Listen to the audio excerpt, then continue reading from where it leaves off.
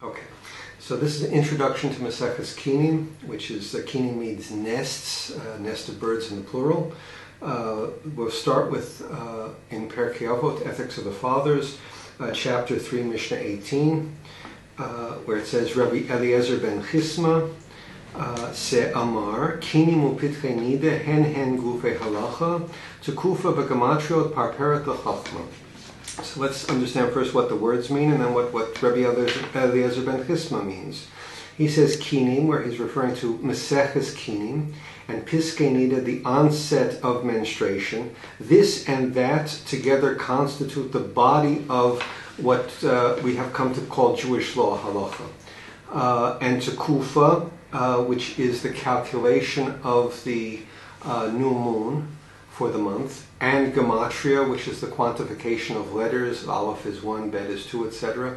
Parperet the chachma. Parperet is usually translated as an aftercourse to knowledge. Now, let's see what we have in understanding the Mishnah to understand that this is a text of education, and the way education works is that you use examples. And you look for examples that are easy for the student, so the student, by taking the examples, will be able to construct the concept. So let's look at Rabbi Eliezer ben Chisma, what he says from the examples, and understand what the concept is. Kinim is a Mesechet, as we will see, which deals with all kinds of different cases in logic. And Piskei Nida is an event where you can't observe when the event happens, because it happens inside of the body. And it's you would like to know at what moment it occurs.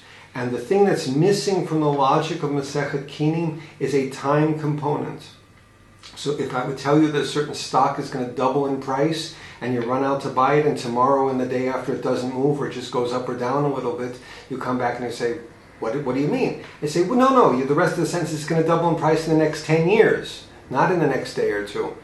So time is a very critical component. A surgeon is doing logic against the clock because there's bleeding. Okay, so the Kinim only deals with the logic, and Piskei Nida is an event where you need to know the time of it, but you don't know at what time it's really occurring. So you have to make certain assumptions about time to put these two together. Hen, this and that, the logic and the time component, are gufei halacha, make up the body of. Now, halacha today is called Jewish law because we have Mishnah Brura and we have all kinds of handbooks where we can look up all kinds of things. But from Rabbi Eliezer ben Chisma's point of view at the time of the Mishnah, halacha is best practices advice. Meaning that if you take this logic and you take the understanding of what your presumptions of time are, you should be able to arrive at what the best practices of advice are in every field of knowledge. Including the things that we now call Jewish law.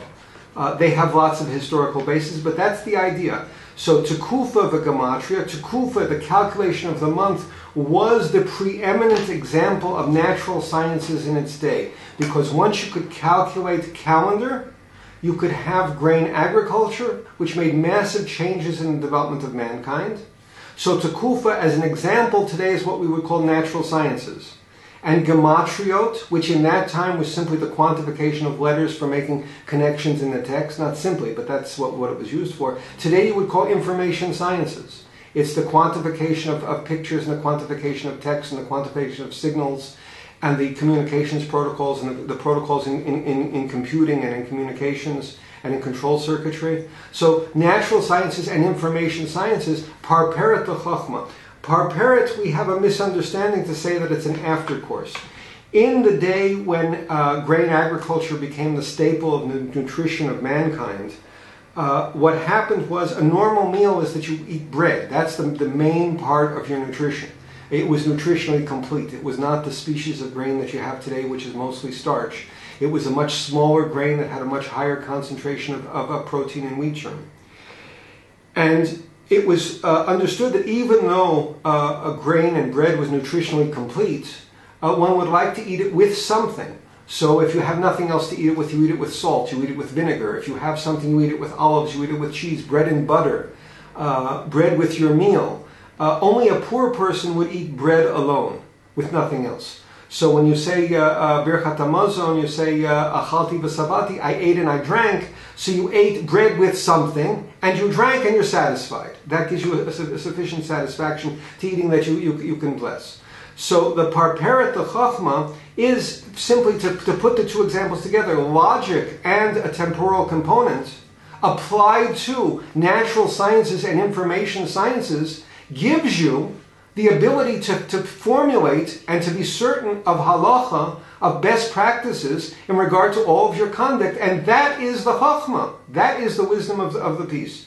So I'm going to go through Mesechet Kinim now in the next upload. And what you're going to see is that I'm going to basically spend a lot of time avoiding the example, which is korbanot and sacrifices. Sacrifices for a person at the time of the Mishnah was a very familiar event. For us, it's a very difficult example. If you want to first construct the concept of what Mesechet Kinim is trying to express to appreciate the logic of it, you have to focus on the logic and simply look at the example as best you can. If you try to first go in and understand all of the different halachas with regard to korbanot, then it's very, very difficult to get through the Masechet. So the advice is to make Kinim simple. First time through, focus on the logic. Thereafter, go with the commentators and start to understand what's really going on, why they're using this example, how interesting it is in this example. But first time through to get through Mesechet Kinim, the logic is the real focus. Okay. So with that, I think we can go on to Mesechet Kinim. And please appreciate that I am not following Mesechet Kinim, the shita, the way of understanding any specific Mishnah from any specific commentary or school of commentators. This is a collection of explanations which I have put together to try and make it easy for the student to go through the first time that he's learning Mesechet Kinim, or for the teacher who's teaching it to students who've never seen Mesechet Kinim. Okay? Thank you.